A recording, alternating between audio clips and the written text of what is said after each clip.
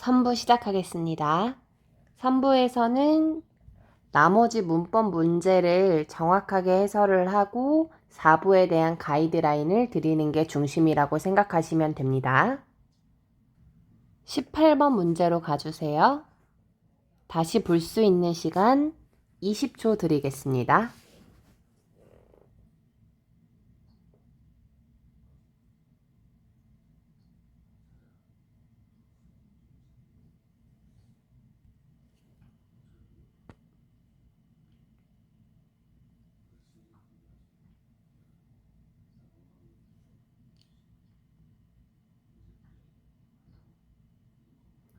18번 문장에서 동사는 뭘까요?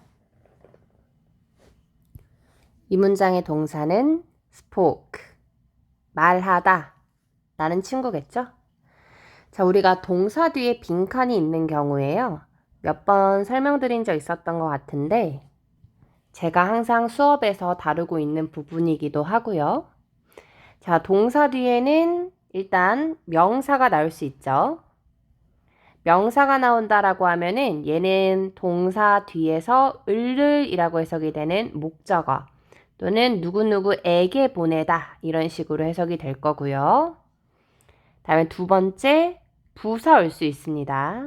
뭐뭐하게 자신 있게 말했다 뭐 이런 식으로요. 뭐뭐하게 라고 해석이 되는 친구 올 수 있고요. 다음에 마지막으로 형용사 올 수 있습니다.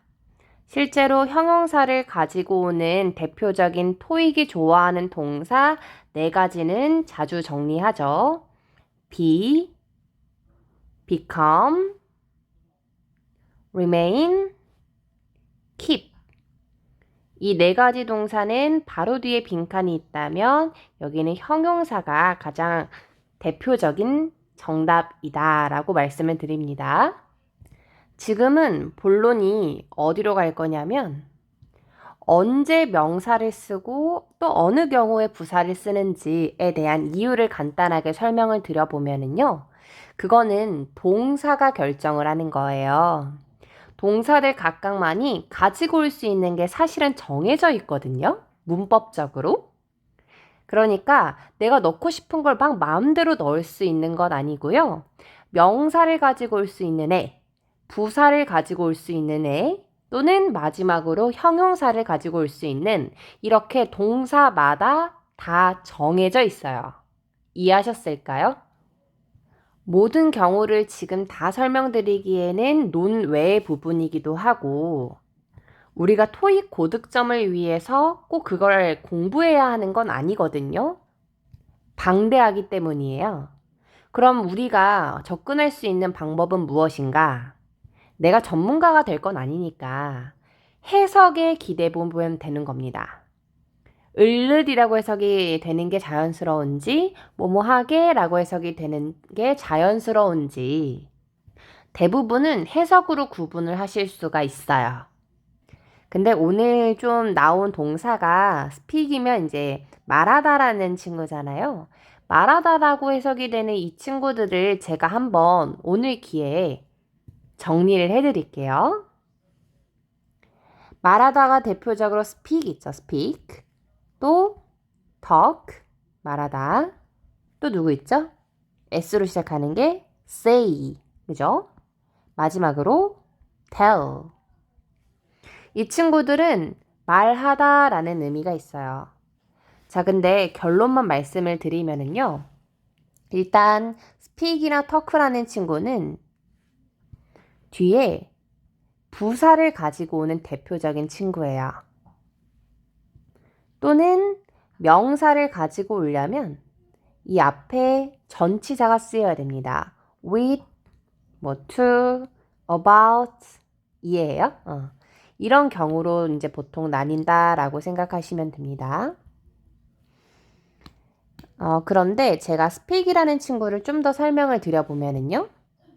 자, speak이라는 친구가 그냥 단순히 with, to, about 말고 명사를 가지고 올 수 있는 경우도 있어요. 이런 경우는 제가 뭐 참조하시라고 CF로 달아드리면 speak이 뒤에 with 이런 거 없이 그냥 명사를 가져오는 경우는 어떤 경우냐면 like English 이런 식으로 언어명 나올 때 있죠.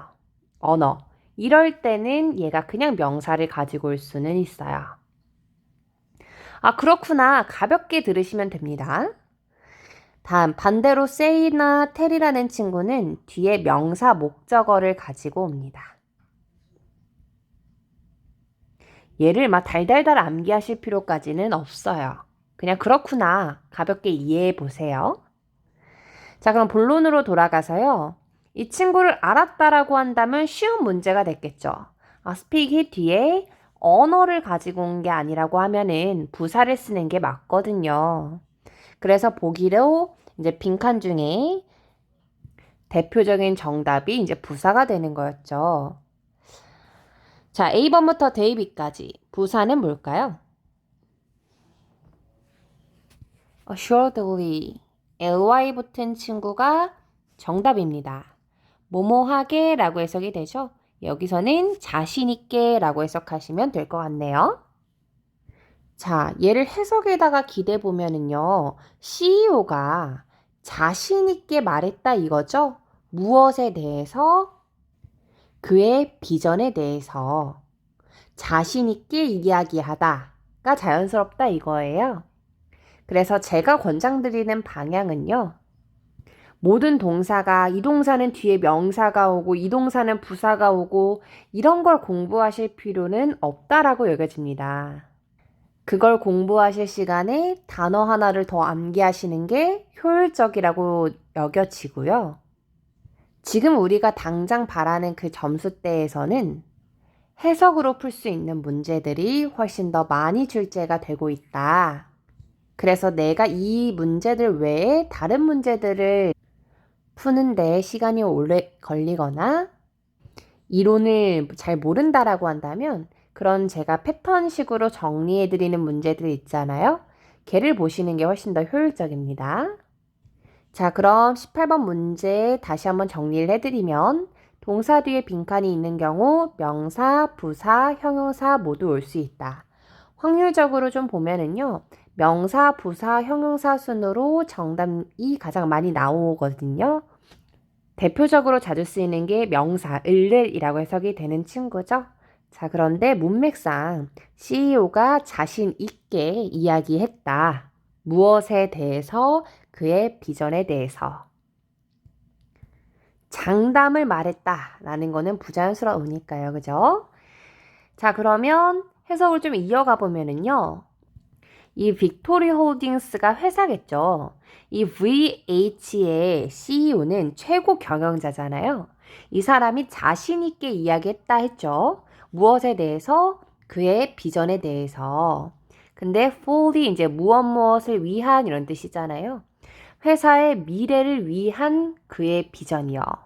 모한 후에 유럽으로의 확장 이후에 우리 회사의 비전이 어떻게 될 건지 그것에 대해서 자신 있게 이야기했다 이겁니다. 어떻게 18번 문제 잘 이해했을까요? 몰랐던 단어라든지 포인트들은 정리해 보시면 좋을 것 같고 다음 문제 같이 넘어가 보겠습니다.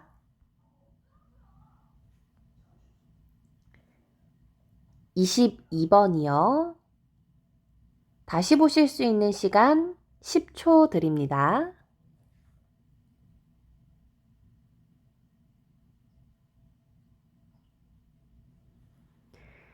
자, 22번은 맞춰주셨으면 좋았을 것 같아요. 제가 강조하는 친구죠? 비동사 뒤에 빈칸이 왔습니다. 보기에 들어가야 될 품사는 뭐였을까요? 형용사입니다. 제가 좀 전에 정리했었잖아요. 물론 비동사 뒤에는 형용사도 명사도 올 수 있습니다. 그런데 늘 기출에서는 형용사가 정답이었죠. 그 이유를 상기시켜 드리면 명사 같은 경우는 문장의 주어랑 같아야 돼요. 자, 이게 무슨 말이냐? Sally became a teacher. Sally가 teacher, 이제 선생이 됐어. 그러면 셀리가 누구죠? 이 선생이죠. 그러니까 be나 become 이런 친구들 뒤에 명사가 오려면 이 친구랑 같은 친구여야 돼요. 셀리가 선생이고 선생이 셀리죠. 이해했어요? 이런 걸 우리가 조금 어려운 말로 동격이라고 하잖아요. 그러니까 이렇게 단순한 문장을 시험 문제에 내기는 좀 어렵죠. 그래서 보통 기출문제에서는 늘 형용사가 정답이었다. 어떻습니까? 보기 중에 형용사가 눈에 띄게 보이나요? 나머지 품사를 좀 정리를 해보면요. A에 ly가 붙었잖아요. 뭐뭐하게 라고 해석이 되는 부사가 맞습니다. evidently, 분명히, 눈에 띄게 라는 뜻이고요. 정답은 B, 눈에 띄는 이란 형용사고요. CE, 이 친구들은 대표적인 명사 어미입니다. 증거 또는 증언하다라는 동사로도 쓰일 수 있어요. 보통 명사랑 동사랑 형태가 같은 친구들이 곧 있거든요. 그래서 그런 것들도 잘 보시면 좋을 것 같아요. 자, 22번의 문제의 포인트는 심플했습니다. 비동사 뒤는 형용사. 자, 근데 내가 나는 형용사가 넣어줘야 된다라는 건 알았는데 C가 형용사인 줄 알았어 라고 생각할 수 있잖아요. 혹시 그런 경우 제가 힌트 하나 드리면은요. 데이빗에 보면은 얘가 S를 붙였잖아요. C와 데이빗의 차이는 뭐죠? S를 붙이냐 마냐죠. 자, 우리가 언제 S를 붙입니까? 어느 품사 뒤에다가 S를 붙여요? 명사나 동사 뒤에 붙이는 겁니다. 맞나요? 시험장에서 내가 보기 품사를 모른다라고 한다면 하나의 팁이 될 수 있을 것 같습니다. 자, 그러면 22번 문장 한번 구조를 봐드리고 싶은데요. 여기서 일단 첫 번째 포인트는 뭐냐면 also라는 친구예요. 자, 일단은 이 친구는 얘를 기준으로 주어 동사 총 2개 올 수 있어요. 이런 걸 우리가 접속사라고 부릅니다. 자, 핵심은 뭐뭐임에도 불구하고 라고 해석이 되는 이 친구는 똑같이 쓰일 수 있는 게 뭐가 있냐? So, also, 방금 있는 것처럼 even so, 뭐뭐임에도 불구하고 even if 다 뭐뭐임에도 불구하고라고 해석이 되는 친구인데 얘 뒤에는 주어 동사 이렇게 올 수 있다라는 말이에요. 자, 마치 so가 다 들어가니까 뭐뭐임에도 불구하고 라는 해석이 다 자연스러울 것 같잖아요. 근데 so가 붙었는데 다른 해석이 있네. 요즘 자주 나오는 친구 있어요, 기출에. aso입니다, aso. 결론은 얘도 뒤에 주어 동사를 가지고 오기는 하는데요. 해석이 달라요. aso는 마치 뭐뭐인 것처럼. 동의어로는 as if가 있어요. 마치 뭐뭐인 것처럼. 본론으로 돌아오겠습니다. also는 뒤에 주어 동사 가지고 올 수 있다라고 말씀을 드렸잖아요. 그래서 얘를 기준으로 동사는 2개가 나올 수 있습니다.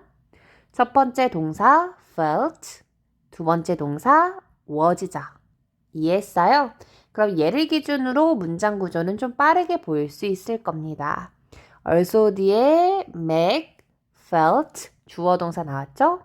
feel은 뒤에 형용사를 가지고 올 수 있거든요. nervous라는 형용사 나왔고 during이 전치사니까 소가로 열고 그의 프레젠테이션 기간 동안에 소가로 닫고 그럼 여기까지가 also절이고요. 그 뒤에 진짜 주어 동사가 오는 거예요. His discomfort 주어, was 동사, 빈칸이 형용사. 그쵸? 다음에 to도 전치사. 그러니까 소가를 열고 to anyone present. 어떤 분을 이런 걸 좀 자주 질문을 하시더라고요. 이제 명사가 온 건 알겠는데 갑자기 present라는 형용사가 왜 왔는지 모르겠다. 얘가 뭐 선물 아닌가요? 뭐 이렇게. 결론부터 말씀드리면 얘는 여기서 출석한이라는 형용사예요. 자, 이런 경우가 왜 쓰이는 거냐? 우리 이런 건 어때요? Something cold. 차가운 무언가. 이에요? 그러니까 sing이라든지 one이라든지 body로 끝나는 친구들 있잖아요. 이런 친구들은 형용사가 뒤에서 이렇게 설명해 줄 수 있거든요. 오케이? 네. 다시 본론으로 돌아가면은 present가 참석한 이라는 형용사인데요. anyone이 one으로 끝났으니까, 그죠? 뒤에서 이렇게 설명해 줄 수 있다. 그런 문장 구조가 있다 이 말입니다. 자, 그러면 이 문제 한번 해석해 볼까요? also가 뭐뭐임에도 불구하고 이런 뜻이잖아요. 얘 바로 뒤에는 동사에다가 넣어서 해석하면 돼요. 이 MC라는 사람이 긴장을 했음에도 불구하고 뭐 하는 동안에? 그가 발표하는 동안에 그의 그 불안은 뭐 하지 않았다? 눈에 뜨지 않았다 이거예요. To anyone present. 참석한 그 누구에게도 그의 불안이 보이지 않았더라 이 말입니다. 자, 키포인트 위주로 정리해 보시고요. 우리가 이런 접속사 문제들 많이 나오는 거 알고 계시죠? 시험장에 가면은 접속사, 뭐 전치사, 부사 이런 것들 구분하는 문제 정말 많이 나와요. 접속사, 전치사, 부사를 안다라는 전제하에 지금 설명드리는 건데 혹시 이 용어를 모른다라고 해도 괜찮습니다. 제가 여러 번 반복해서 설명드리면 되니까요. 다음 문제로 한번 가볼까요? 24번입니다. 얘도 다시 보실 수 있는 시간 10초 드릴게요.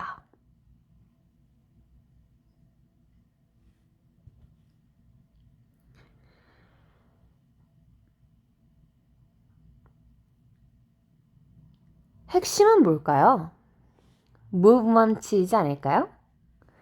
얘 품사가 뭐예요? 움직임, 동작, ment, 얘 명사예요. 명사 앞에 빈칸이 온 경우입니다. 여기에는 뭘 써야 하나요? 형용사를 써야 하죠?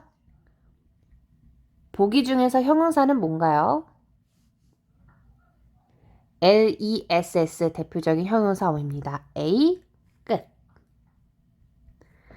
자, 그럼 이 문장 한번 해석해 볼까요? 자, 동사부터 좀 살짝만 잡아드리면 featured. 얘가 출연시키다 라는 뜻이 있어요. 출연시키다. 그러니까 댄서가 무용수들이잖아요. 그러니까 사람들을 출연시키다. 자, 해석해 볼게요. 어젯밤에 그 공연은 출연시켰다라는 거죠. 누구를? 우아한 댄서들을, 우아한 무용수들을 출연시켰습니다. 자, 지금 간단하게 구조만 보면은요. performance 주어, featured 동사, dancers 목적어죠. 여기까지 따라왔어요. 그리고 나서 ing가 나온 거잖아요. showing이. 얘는 댄서가 어떤 댄서인지를 설명해 주는 거예요. 이때는 뭐뭐 하는 이라고 해석하면 자연스럽습니다. 보여주는 댄서인 거죠. 이해했어요? 무엇을 보여줍니까? effort가 이제 노력을 하고 힘이 드는 거잖아요. 그런데 노력이 들지 않는, 그러니까 즉 힘이 들지 않는 그런 동작들을 보여주는 우아한 무용수들, 댄서들을 출연시켰다. 문법 포인트는 막 그렇게 어렵지 않고 패턴식으로 나온 문제들이 좀 많았습니다. 이번 문제에서는 28번입니다. 28번 정리하실 수 있는 시간 10초요.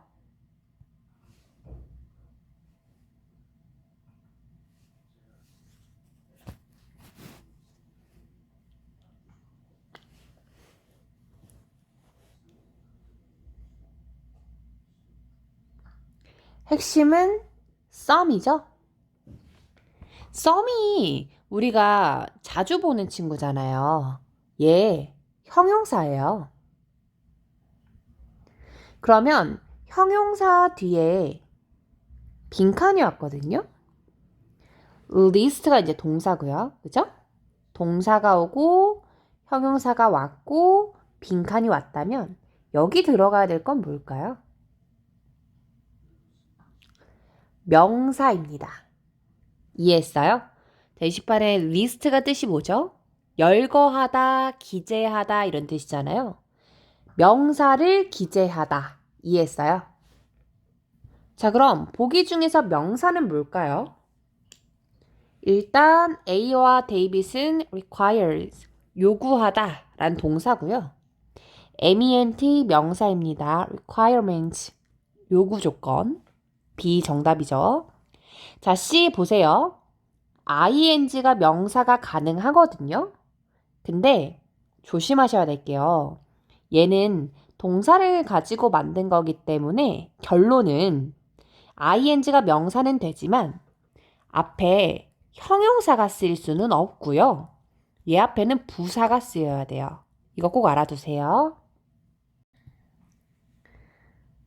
자, 그럼 문장 구조를 좀 봐드리면요. The inspector 주어, listed 동사, some requirements 목적어, 주어, 동사, 목적어 나왔죠. 자, 그리고 나서 that이라는 친구가 나왔어요. 주어, 동사, 목적어, that. 이 that 뒤에 주어가 없거나 목적어가 없다면 이 that이 앞에 있는 목적어인 명사 있죠? 얘를 설명해 주는 거예요. that이라는 친구 뒤에 지금 주어가 있나요? 없죠? needed란 동사는 있으나 주어가 없어요. 이해하세요? 자, 그래서 that이라는 친구부터 문장 끝까지 앞에 있는 requirements라는 명사를 설명해준다. 이렇게 보시면 됩니다. 자, 그럼 해석을 좀 해볼까요? 이 검사관들은 뭘 냈다라는 겁니까? 기재를 했대요. 몇 가지 요구 조건들을, 몇 가지 요건들을 기재를 했어요. 근데 뭐 해야 하는? still이니까 여전히 충족이 되어야만 하는 거죠. 뭐 하기 전에? 그 베이커리가 오픈하기 전에. 그 제과점이 개장하기 전에 여전히 충족이 되어야만 하는 그런 몇 가지 요건들을 기재했다 이겁니다. 자, 28번의 포인트는 주어 동사 나오고 형용사 뒤에 빈칸이 있다면 명사, 목적어를 넣을 거고요. 핵심은 보기 중에서 ing가 명사가 가능하긴 하나 형용사 뒤 또는 on 뒤 이런 데 뒤에는 ing를 쓸 수가 없어요. 자, 이렇게 제가 문법 전체 해설을 마무리를 했습니다. 자, 그럼 우리는 이제 뭐를 해야 하나? 4부 수업을 만들 거예요. 그 4부 수업 들어오시기 전까지 하셔야 하는 걸 좀 정리해 드리겠습니다. 자, 첫 번째로는 전반적으로 좀 리뷰를 해보셔야 돼요. 1번, 맞았던, 틀렸던 그 정답과는 관계가 없고요. 1번부터 30번까지 문제 또는 보기에서 모르는 단어 다 정리합니다. 그리고 암기하세요. 다음 두 번째, 단어 오답이 있었겠죠? 얘를 고칩니다. 이때 제가 해설지를 드릴 거니까 저한테 해설지 혹시 못 받았다면 요청을 해주시면 되고요. 그래서 이때 우리가 해야 하는 거는 이 단어 오답을 좀 분석을 해야 돼요. 내가 모르는 단어를 정리해서 암기 후에 고쳐서 맞았다라고 한다면 이거는 단어 문제였죠.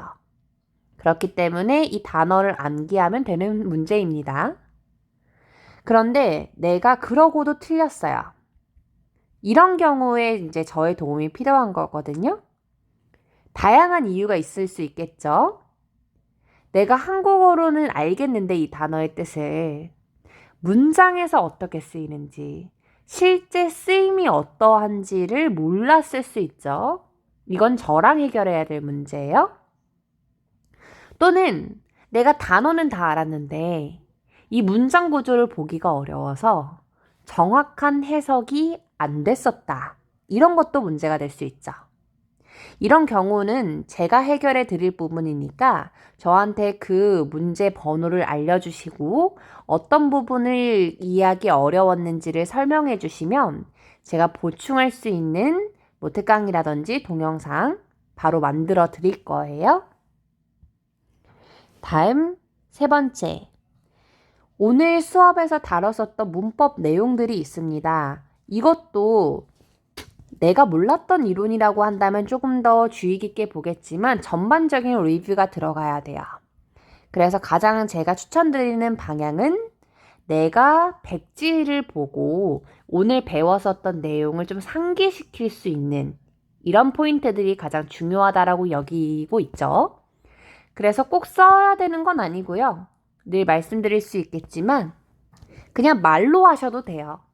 내가 오늘 이런 거 공부했고, 이거 공부했고, 이거 공부했고. 이해했어요? 그냥 우리가 듣고 이해를 하는 건 내게 아니에요. 제 거지.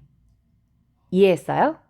그냥 자리에서 강의를 듣는다라고 해서 모든 사람들이 갑자기 막 점수가 확 오르는 건 아니거든요. 결국 우리의 점수는 언제 나오게 될 거냐면요. 제가 알려드린 이런 내용들을 진짜 본인 걸로 만들 때 나오는 거예요. 잘 알고 계시죠? 그러기 위해서는 인지하셔야 할 게 익숙한 거랑 진짜 아는 것은 다른 겁니다. 익숙한 것의 예시는 뭐예요? 지금 저의 말을 이해하는 거죠. 대부분은 다 이해할 거예요. 제가 최대한 쉽게 설명하거든요. 근데 이건 익숙한 겁니다. 그래서 익숙한 거는 시험장에 가서 내가 문제를 직접 풀어야 할 때는 헷갈려요. 이거 얘가 얘기했던 것 같은데. 이럴 때 이거였나? 저거였나? 들었는데. 오케이? 근데 아는 건요. 내가 스스로 말할 수 있고 스스로 생각할 수 있는 겁니다. 이런 경우는 이렇게 쓰는 거지. 이게 아는 거예요. 어떻게 공부하셔야 되죠? 아는 것을 늘려야 되는 겁니다. 자, 제가 4부에서 만들 거는요. 어떤 경우냐. 제가 오늘 수업에서 다뤘었던 일단 전반적인 이론들. 이론을 테스트를 보실 수 있는 거 만들 거고요. 그리고 두 번째로는 단어요. 랜덤으로 그 중에서도 자주 나오는 단어들 위주로 테스트를 만들 겁니다. 그냥 수업만 공부하고 넘어오지 마시고 제가 드린 이 세 가지 미션 있죠? 요거를 다 마무리 하신 후에 4부 수업 들어오시길 권장드립니다. 꼭이요. 네, 4부에서 뵐게요.